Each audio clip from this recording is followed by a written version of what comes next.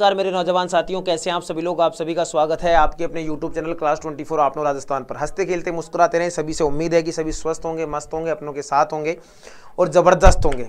जल्दी से जुड़ जाइए। सभी का स्वागत है, सभी को राम राम, सभी को नमस्कार। ठीक है, जैसा कि आपको कहा था कि बुधवार यानी गणेश जी का वार है, बुधवार से आपकी क्लासें चालू हो जाएंगी। आज का दिन अगर हिस्ट्री कल्चर के हिसाब से देखें तो बहुत अच्छा दिन है। आज गंगा एकादशी है, निर्जला एकादशी जिसे कहते हैं। ज्येष्ठ शुक्ल एकादशी को निर्जला एकादशी मनाई जाती है और सभी जितनी भी एकादशियां उन सबसे बड़ी एकादशी से माना जाता है। प्रत्येक वर्ष आप सभी एकादशियों का पाठ करें और इस एकादशी को अगर आप एक्सेप्ट कर लें तो चीज़ें बहुत ही शानदार तरीके से बढ़ने वाली हैं।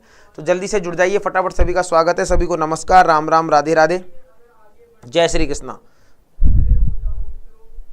हाँ,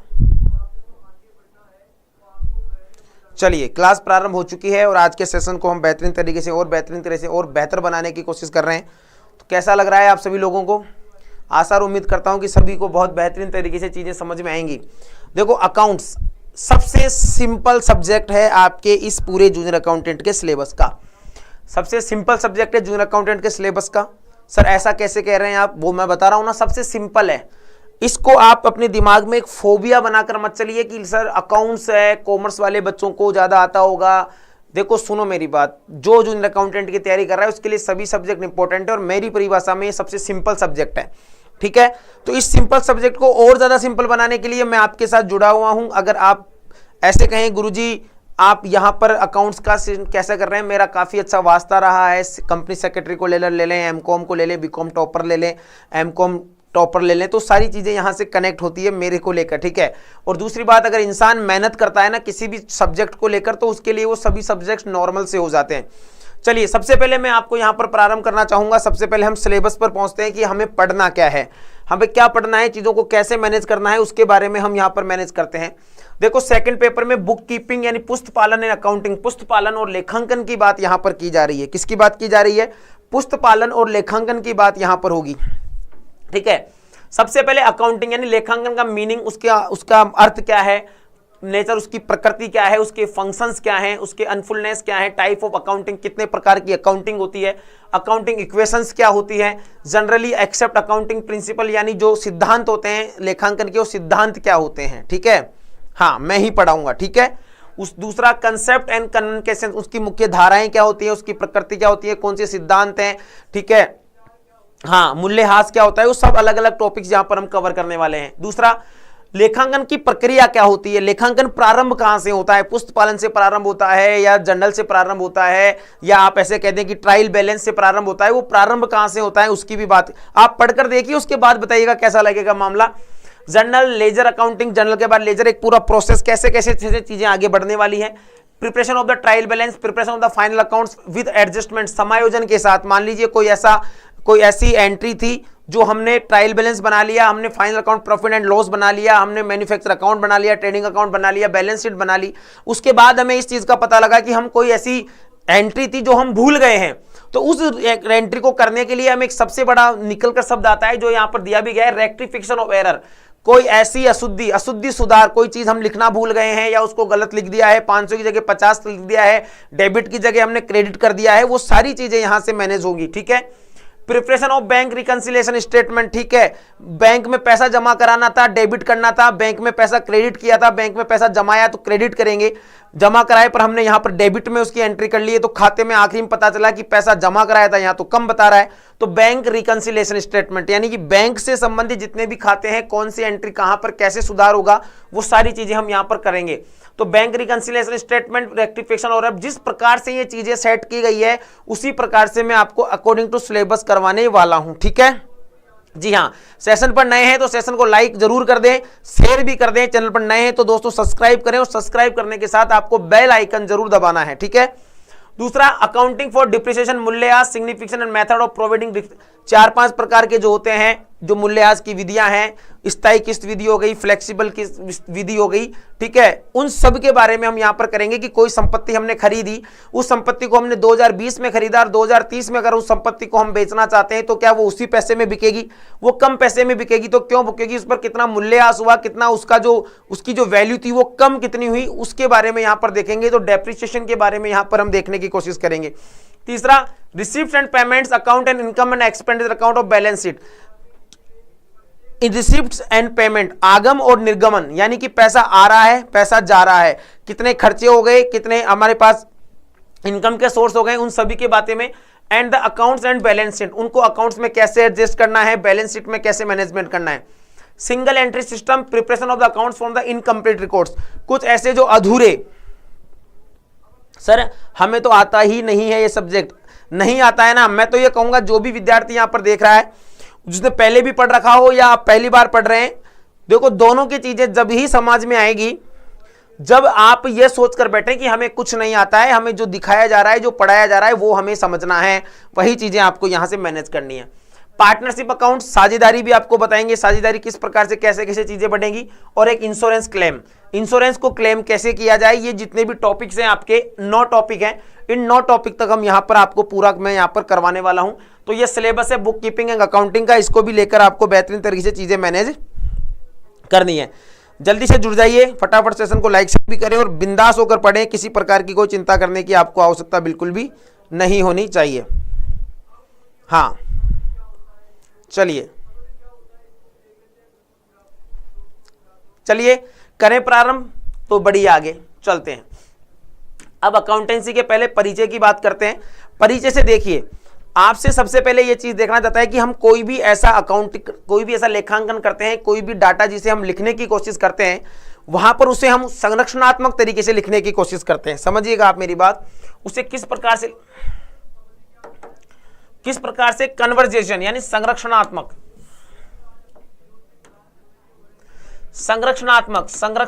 तरीके से हम उसे लिखने की कोशिश करते हैं, यानी कि संरचनात्मक लेखांकन। ठीक है, संरचनात्मक लेखांकन की बात यहां पर कर रहे हैं हम। आप एक चीज याद रखिएगा, प्राचीन काल में अगर आपसे एक चीज पूछ लिया जाए कि लेखांकन का प्राचीन स्वरूप, हाँ तय समय पर हो जाएगा, चीजें आपके लिए बराबर तरीके से चल रही है। Good afternoon, good afternoon. संरचनात्मक लेखांकन यानी कि ऐसी अकाउंटिंग जो हमने प्राचीन तरीके से उसे संयोग रखे। आपने पहले देखते होंगे वो लाल बुक्स आज भी रखते हैं, जो पुराने व्यापारी हैं वो लाल बुक्स रखते हैं, 7 कॉलम रो, 6 कॉलम रो। संरचनात्मक लेखांकन यानी कि आप उसे इस तरीके से ऐसे ले सकते हैं, संरचनात्मक लेखांकन कह दें या कारिंदा लेखांकन कह दें। कौन सा लेखांकन कह दें? कारिंदा लेखांकन। संरचनात्मक लेखांकन कह दें या कारिंदा लेखांकन कह दें, संरचनात्मक कह दें या कारिंदा लेखांकन कह दें। नोट्स आपको उसी तरीके से बनाने हैं। ये जो कंसेप्ट है, इस संरचनात्मक लेखांकन को ही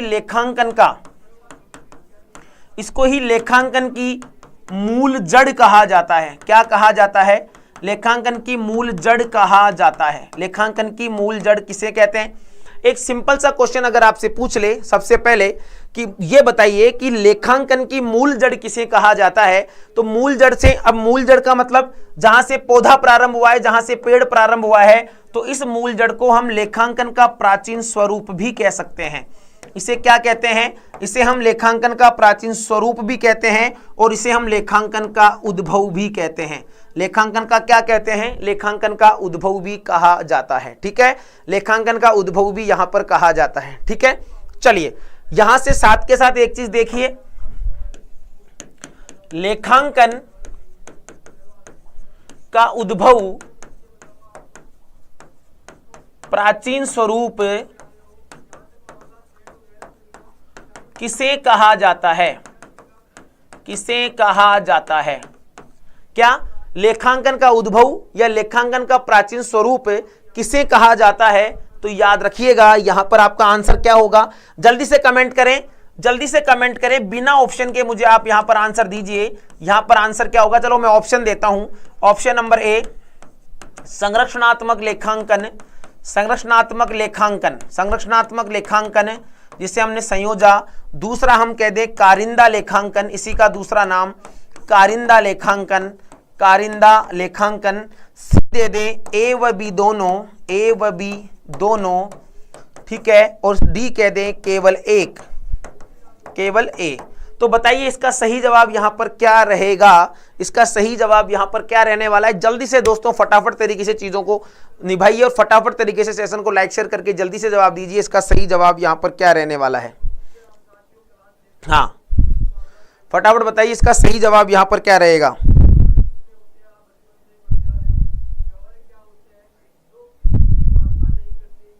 ठीक है।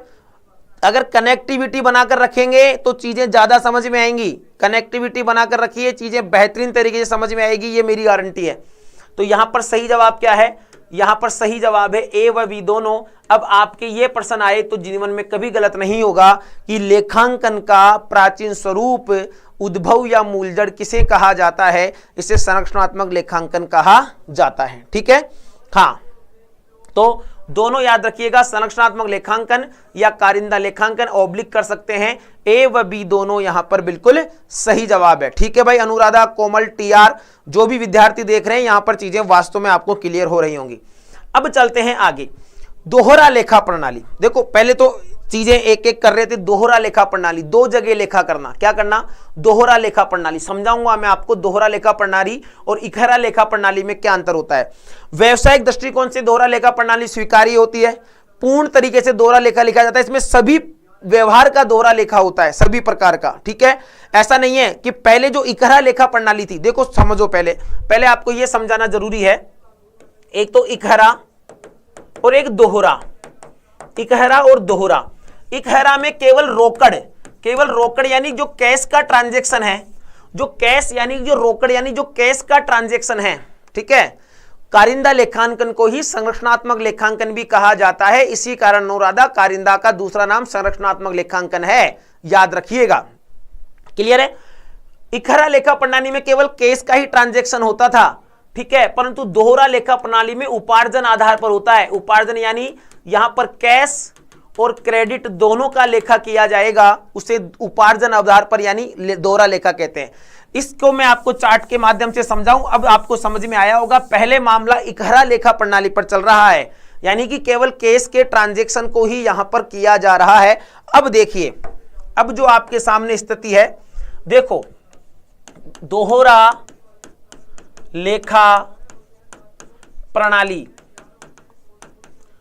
आपसे पूछे दोहरा लेखा प्रणाली का विकास कौन सी सदी में हुआ। दोहरा लेखा प्रणाली का विकास 15वीं शताब्दी में हुआ, 15वीं शताब्दी में हुआ। दोहरा प्रणाली का विकास कौन सी शताब्दी में हुआ, हाँ, dual accounting concept, very good. दोहरा लेखा प्रणाली का विकास कौन सी इसमें हुआ, दोहरा लेखा प्रणाली का विकास 15वीं शताब्दी में, और इसके प्रवर्तक कौन है, यानी कि इससे पहले एक चीज याद रखिए, 15वीं शताब्दी है ना, तो मैं क्रम के आधार से लिखता हूं, इसको थोड़ा नीचे करता हूं। उससे पहले एक चीज देखिए, परंतु डेबिट एवं क्रेडिट शब्द की उत्पत्ति 12वीं शताब्दी में हुई, 12वीं शताब्दी में हुई। क्या, परंतु डेबिट और क्रेडिट शब्द की जो उत्पत्ति है वो 12वीं शताब्दी में हुई, डेबिट और क्रेडिट शब्द की उत्पत्ति। ठीक है, इटली के वेनिस नगर में हुआ, बिल्कुल सही है। फ्रो लुकास पेसियोली इसके प्रवर्तक और जनक माने जाते हैं। तो देखिए, दोहरा लेखा प्रणाली के जनक फ्रा लुकास पेसियोली। कौन है दोस्तों, फ्रा लुकास पेसियोली, फ्रा लुकास पेसियोली। फ्रा लुकास पेसियोली को दोहरा लेखा प्रणाली का जनक माना जाता है। फ्रा लुकास पेसियोली को क्या माना जाता है, दोहरा लेखा प्रणाली का दोस्तों जनक माना जाता है। यह भी आपको अच्छे तरीके से याद रखना है। हाँ, ठीक है, हाँ, इनके द्वारा 15वीं शताब्दी, यानी 15वीं शताब्दी का मतलब एग्जैक्ट डेट याद कर लें, 1494 ईस्वी में। किसमें, 1494 ईस्वी में इन्होंने दोहरा लेखा प्रणाली का क्या किया, दोहरा लेखा प्रणाली का इनको जनक कहा जाता है, इटली के। और देखो, द फ्रांस लोका पेसियोली कहां के थे, यह है इटली के, सॉरी ये दिखेगा नहीं, यह इटली के, इटली में वेनिस शहर के रहने वाले हैं, वेनिस शहर के रहने वाले हैं। क्या है, इटली में कौन सी जगह के रहने वाले हैं, इटली में। 172 मार्क से आराम से पढ़ लो सर, 58% बन रही है, जूनियर अकाउंटेंट में पास हो सकता हूं क्या, बिल्कुल पास हो सकता है, टेंशन लेने की आवश्यकता नहीं है।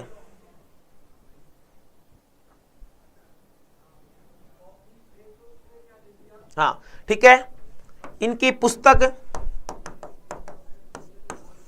पुस्तक है, हिंदी में नाम लिख देता हूं इसका, शुंभा दी अर्थमेटिका।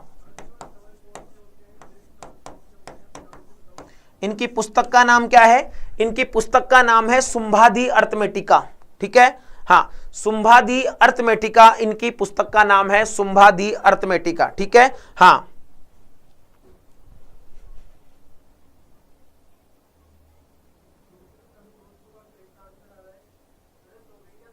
हाँ ठीक है, क्लियर है। पर एक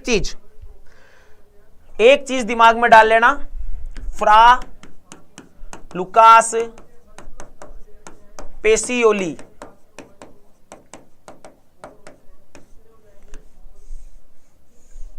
अब इनकी किताब के हिसाब से अगर उत्पत्ति पूछी जाए, किताब के हिसाब से देखिए, इनकी पुस्तक देखो,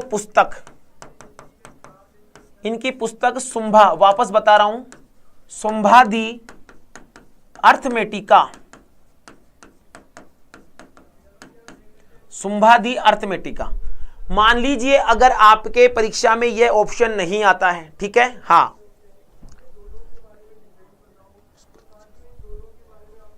तो दूसरी पुस्तक the composite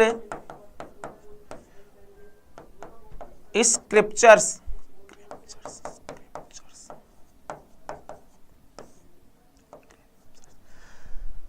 the composite scriptures, तो आपको ये दोनों नाम याद रखना है। द कंपोजिट स्क्रिप्चर्स नामक जो पुस्तक है वह भारतीय भाषा में लिखी है, भारतीय भाषा में लिखी गई है।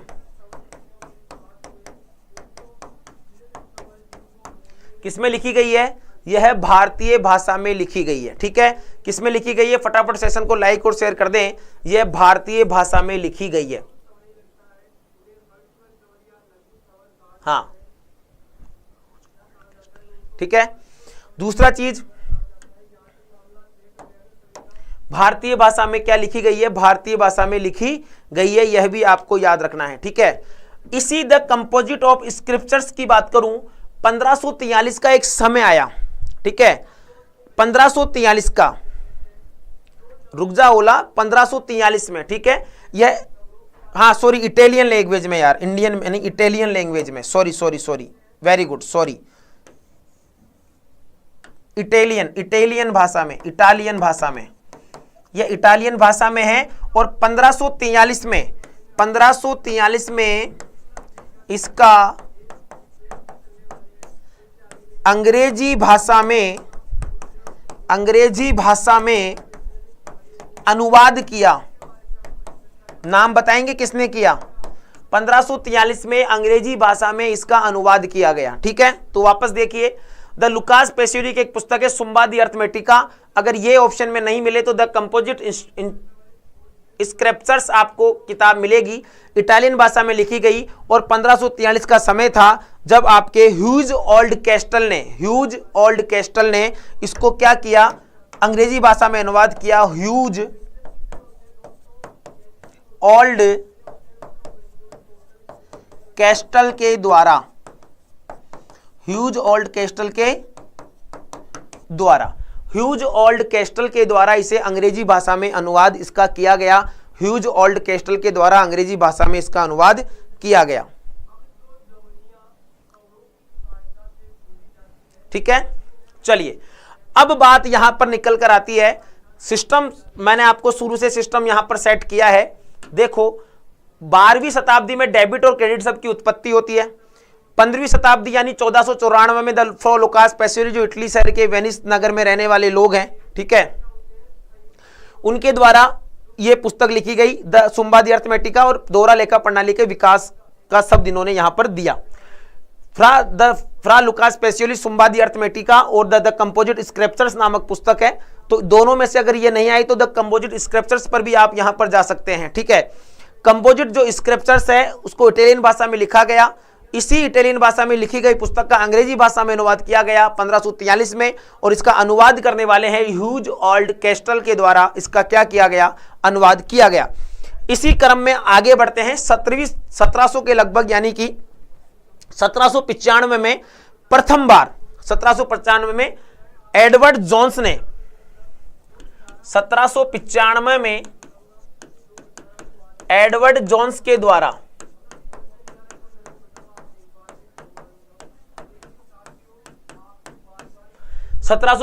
में किसके द्वारा 1795 में एडवर्ड जोन्स ने लेखांकन पर सबसे पहले एडवर्ड जोन्स के द्वारा लेखांकन पर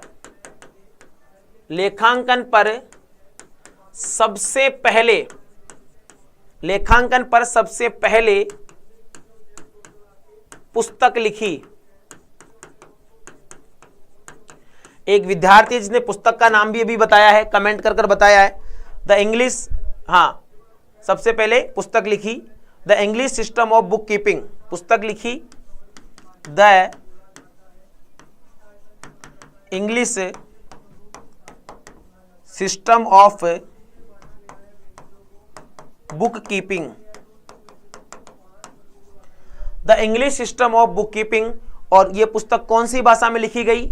यह पुस्तक लिखी गई दोस्तों अंग्रेजी में, ऑब्वियसली सी बात है, अंग्रेजी भाषा में।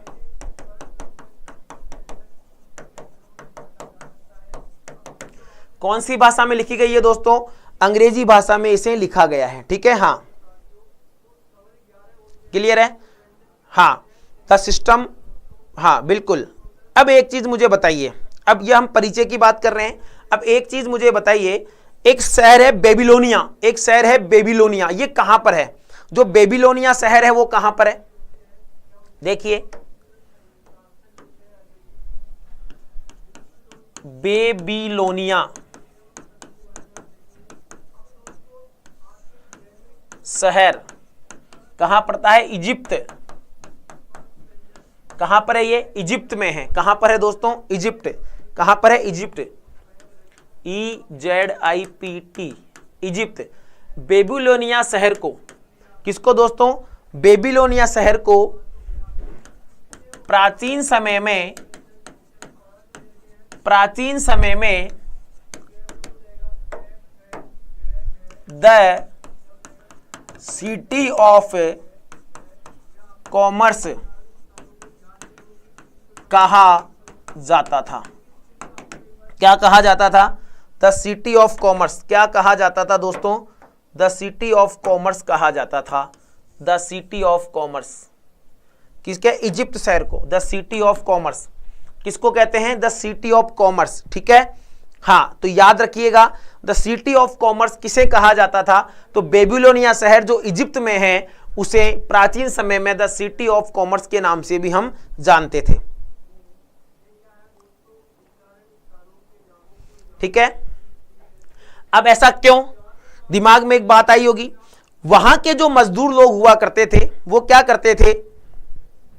अपनी मजदूरी का जो हिसाब किताब है वो एक गीली पट्टियों पर लिख दिया करते थे और उसे धूप में सुखा लिया करते थे। उसे क्या कर लेते? धूप में सुखा लिया करते थे, ठीक है। उन्हें धूप में सुखाकर क्या कर लिया जाता था? सुरक्षित कर लिया जाता था, ठीक है। हाँ नेक्स्ट, इसी क्रम में और आगे बढ़े। सर्वप्रथम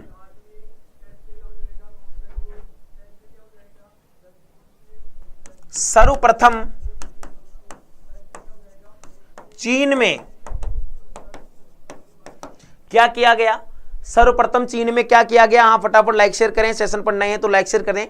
सर्वप्रथम चीन में राजकीय लेखांकन का प्रयोग किया गया, यानी सोशल लेवल पर, बड़े लेवल पर सर्वप्रथम चीन में राजकीय लेखांकन का प्रयोग किया गया। सर्वप्रथम चीन में राजकीय लेखांकन का प्रयोग किया गया। कहां किया गया? सर्वप्रथम चीन में ही राजकीय लेखांकन का प्रयोग किया गया। मौर्य काल में भी बताऊं, मौर्य काल में जो मंत्री थे, हाँ ठीक है, पर समझिए एक चीज, अर्थशास्त्र लिखी गई विष्णुगुप्त के द्वारा, परंतु उसका संबंध अर्थशास्त्र से नहीं है, उसका संबंध राजनीति से है। उसका संबंध कहीं से है? राजनीति से उसका संबंध है,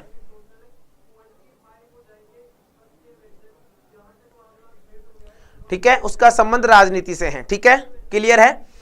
अब वापस मैं थोड़ा सा बैक स्टेप पर लौटता हूं, समझिए क्या। अब हम यहां पर देखो दोहरा लेखा प्रणाली के बाद हमने इतनी चीजें देखी। अब एक चीज को आसानी से देखिए,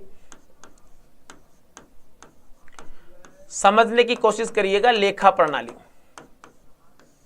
ठीक है, लो साहब, लेखा प्रणाली कितने प्रकार की है? 2 प्रकार की है। लेखा प्रणाली कितने प्रकार की है? 2 प्रकार की। एक का नाम तो क्या है? एक का नाम है इकहरा लेखा प्रणाली। इकहरा लेखा प्रणाली। एक का नाम है दोहरा लेखा प्रणाली। एक का नाम तो क्या है? इकहरा लेखा प्रणाली। एक का नाम क्या है? दोहरा लेखा प्रणाली। ठीक है, हां, ठीक है। यहां पर देखिए, इकहरा लेखा प्रणाली सबसे पहले बैलेंस शीट को बोलते हैं। सारे डाटा फिक्स होंगे। बैलेंस शीट को कहते हैं, यानी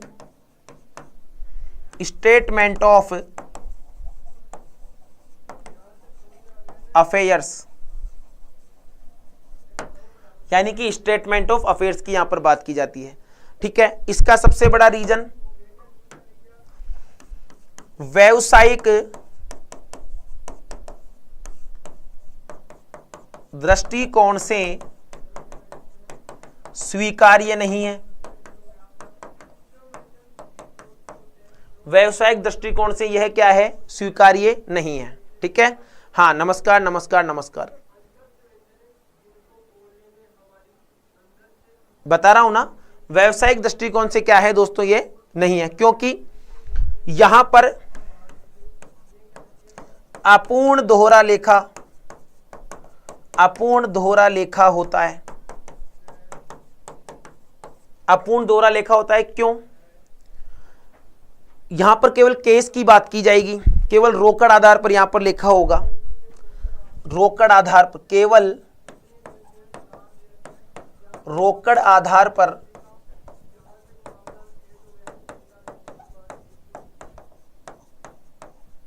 लेखा। किसके आधार पर? केवल रोकड़ आधार पर लेखा। केवल किस पर? रोकड़ आधार पर लेखा। अब ऐसे लेखे कौन करेगा? ऐसे लेखे करेंगे जैसे कि मान लो कोई सोशल अकाउंटिंग, राजकीय लेखांकन हो, कोई अलाभकारी संस्थाएं हैं, जैसे राजकीय लेखांकन,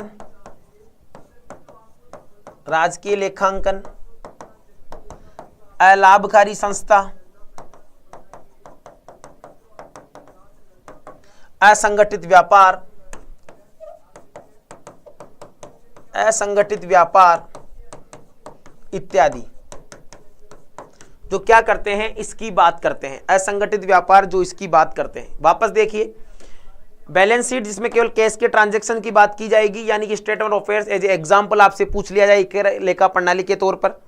व्यावसायिक दृष्टिकोण से स्वीकार नहीं है, क्योंकि अपूर्ण दोहरा लेखा होता है, केवल रोकड़ आधार पर लेखा होगा। इस चीज को याद रखिएगा, इकहरा प्रणाली में केवल किस आधार पर लेखा होगा? रोकड़ आधार पर ही लेखा होगा। ठीक है, हाँ। जो स्टेटमेंट ऑफ बैलेंस शीट को कहते हैं स्टेटमेंट ऑफ अफेयर्स। तो बैलेंस शीट का ही जो भाग होता है स्टेटमेंट ऑफ अफेयर्स, उसकी बात यहां पर की जा रही है। नहीं, इन्हें मान्यता प्राप्त नहीं है। ठीक है, स्टेटमेंट ऑफ अफेयर्स की बात कर रहे हैं। ठीक है, अब दोहरा लेखा प्रणाली की यहां पर बात करें। दोहरा लेखा प्रणाली में एक चीज समझने की कोशिश करिए आप। ठीक है, पहली, व्यावसायिक, आप कंफ्यूज ना हो इसके लिए मैं यहां पर एक चीज कर देता हूं। आप बैलेंस शीट शब्द को हटाकर लिख लें केवल स्टेटमेंट ऑफ अफेयर्स, जो बैलेंस शीट का ही एक भाग होता है। ठीक है, हाँ, कच्चे आंकड़े जिसे कहते हैं, केवल स्टेटमेंट जिसको हम बनाने की बात करते हैं, जो कच्चे आंकड़े होते हैं उन्हीं की यहां पर केवल बात कर रहे हैं। व्यावसायिक दृष्टिकोण से स्वीकार्य, व्यावसायिक दृष्टिकोण से स्वीकार्य कौन से हैं? जो दोहरा लेखा प्रणाली है वो व्यावसायिक दृष्टिकोण से क्या है दोस्तों? स्वीकार्य है व्यावसायिक दृष्टिकोण से, क्योंकि यहां पर क्या होगा? यहां पर होगा पूर्ण दोहरा लेखा। यहां पर होगा पूर्ण दोहरा लेखा। यहां पर क्या होगा? पूर्ण दोहरा लेखा होगा। ठीक है, हाँ वेरी गुड, यहां पर पूर्ण दोहरा लेखा होगा, यानी इसमें सभी प्रकार का दोहरा लेखा होता है। 11 बजे हो गई क्लास, 11 बजे RSR की है। ठीक है, यानी इसमें सभी प्रकार का दोहरा लेखा होता है, सभी प्रकार का दोहरा लेखा होता है। यानी कि सीधी सी बात है, इसको दो भागों में बांटो। कैश, यहां कैश का मामला नहीं, यहां पर उपार्जन आधार पर, यह शब्द याद रखिएगा, उपार्जन आधार पर, उपार्जन आधार, कैश क्रेडिट, उपार्जन आधार पर, किसके आधार पर? उपार्जन आधार पर होता है। ठीक है, तो एक क्वेश्चन पूछ लें, वन लाइनर क्वेश्चन, दोहरा लेखा प्रणाली में दोहरा लेखा प्रणाली के अंतर्गत लेखा किस आधार पर किया जाता है? किस आधार पर किया जाता है?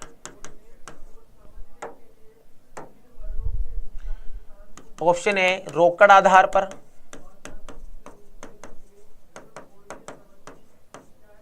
ऑप्शन बी उधार आधार पर, ऑप्शन सी उपार्जन आधार पर, ऑप्शन डी नन। जल्दी से बताइए क्या आंसर होगा, बताइए सही जवाब क्या होगा। हाँ, ये सारी परिभाषाएं बताऊंगा, असेट्स बराबर क्या होता है, वो सब चीजें आगे आप सिस्टम से, मैंने क्या बोला, जिनको आता है वो भी स्टेप बाय स्टेप पढ़ने की कोशिश करें, और जिनको नहीं पढ़ी हुई है वो तो उन चीजों को सर समझने की कोशिश कर रही होंगे। जनजाति और आदिवासी दोनों अलग अलग चीज है। आदिवासी जनजातियों में शामिल है, जनजाति बिग शब्द है, आदिवासी छोटा शब्द है। समझो, ये जनजाति है और ये आदिवासी हैं। आदिवासियों में ये भील हैं, ये गरासियां हैं, इसके पाठ हैं। तो किस आधार पर होगा? उपार्जन आधार पर इसका सही जवाब होगा। किस आधार पर होगा? उपार्जन आधार पर इसका सही जवाब होगा। किस आधार पर होगा? उपार्जन आधार पर इसका बिल्कुल सही जवाब होगा। पीडीएफ आपको कहां मिलेगी? संजय सर हिस्ट्री पर आपकी पीडीएफ मिलेगी। आज से मैंने आपकी क्लास प्रारंभ की थी, कल से कंटिन्यू क्लास को हम प्रारंभ करेंगे। कल से पूरी क्लासें चलेंगी। इनका वर्गीकरण किसने कब कब किया, आप चाहें तो मैं बता दूं, कई सारी ऐसी संस्थाएं हैं जिन्होंने इसका वर्गीकरण किया। उस वर्गीकरण के आधार पर भी हम चीजों को जोड़ लेंगे। एक बार वापस आ जाओ। लेखांकन की मूल जड़, प्राचीन स्वरूप या उद्भव, कारिंदा लेखांकन या संरचनात्मक लेखांकन वो कहते हैं। ये कारिंदा लेखांकन के नाम से पेपर में पूछा गया है। ये क्वेश्चन मैंने आपको लिखवाया था, इसी फॉर्मेट में मैं आपको पढ़ाने वाला हूं। डेबिट एंड क्रेडिट शब्द की उत्पत्ति 12वीं शताब्दी में हुई। दोहरा लेखा प्रणाली का विकास 1494 में 15वीं शताब्दी में फ्रा लुकास पेसियोली, जो इटली के वेनिस शहर के रहने वाले हैं, जिनके द्वारा ये लिखी गई, जिनकी पुस्तक थी सुम्बादी अर्थमेटिका। मान लो सुम्बादी अर्थमेटिका का नाम ना आए तो द कंपोजिट स्क्रिप्चर्स नामक पुस्तक है, जो इटालियन भाषा में लिखी गई। इस इटालियन भाषा का base of accounting of second part में, यही कह रहा हूं, और सबसे सरल सब्जेक्ट यही है। ठीक है, इटालियन भाषा में लिखी गई, जिसको 1543 में ह्यूज ओल्ड कैस्टल के द्वारा अंग्रेजी भाषा में इसका अनुवाद कर दिया गया था। आगे 1795 में जोन्स के द्वारा लेखांकन पर सबसे पहले पुस्तक लिखी गई अंग्रेजी भाषा में, the English system of book keeping. The English system of book keeping के नाम से यह बात लिखी गई। बेबीलोनिया शहर जो इजिप्ट में है, उसको प्राचीन शहर समय में द सिटी ऑफ कॉमर्स कहा जाता था। उसका रीजन यह है क्योंकि इसके कहने का मतलब यह है, वहां पर कैश और उपार्जन दोनों है। मैंने दोनों का ऑप्शन नहीं दिया है, उपार्जन बेसिस इसका सही जवाब होगा। ठीक है, वहां पर क्या होता था, लकड़ी की गीली पट्टियों पर, मिट्टी की गीली पट्टियों पर अपना मजदूरी का डेली का हिसाब किताब लिख लिया जाता था, उसे सुखा दिया जाता था, इसलिए इसको क्या कहा जाता था, इसे द सिटी ऑफ कॉमर्स कहते हैं। सर्वप्रथम चीन में राजकीय लेखांकन का प्रयोग हुआ। लेखांकन प्रणाली जो सिस्टम ऑफ अफेयर्स, यानी जहां पर सभी प्रकार के बेसिस, केस बेसिस के ही आंकड़े जो हैं वो लिखे जाते हैं। ठीक है, व्यावसायिक दृष्टिकोण से स्वीकार्य नहीं है, याद रखिएगा, केवल रोकड़ आधार पर लेखा होता है। व्यवहारिक व्यवसायिक दृष्टिकोण से स्वीकार्य है दोहरा लेखा प्रणाली। सभी प्रकार का दोहरा लेखा होता है, यहाँ उपार्जन आधार पर लेखा किया जाता है। पीडीएफ के लिए संजय सर हिस्ट्री नामक जो टेलीग्राम चैनल है उसे आप ज्वाइन कर लें।